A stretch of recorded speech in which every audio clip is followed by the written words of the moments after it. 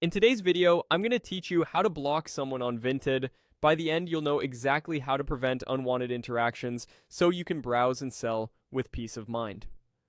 First, open your browser and go to vinted.com. Give the page a moment to fully load so everything in the header and navigation appears correctly. Being on the website keeps things consistent for this walkthrough, though the steps are very similar in the mobile app. Next, select an item and click it to open the listing page. The simplest way to reach the person you want to block is through an item they've listed.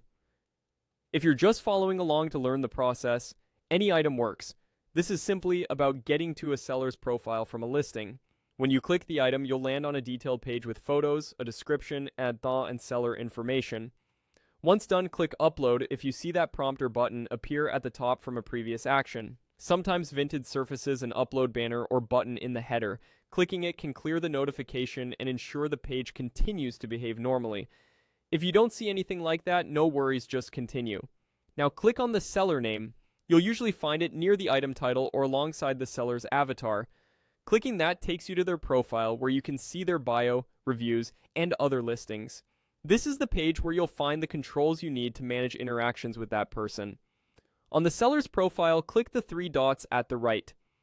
This is the overflow menu, sometimes called the More Options menu, and it holds actions related to the account you're viewing.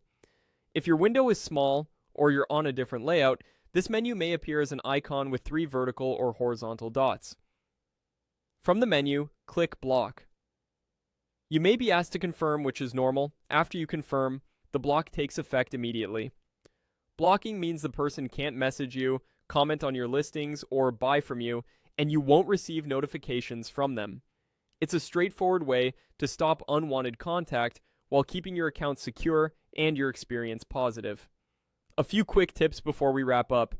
Interface labels can shift over time, so if you don't see exactly what I'm showing, look for similar wording like More or Options. If you use the mobile app, the flow mirrors this. Open a listing, tap the seller's name, tap the three dots, then choose Block. And remember, you can review or reverse a block later from your account settings if needed. That's it. Simple, effective, and done.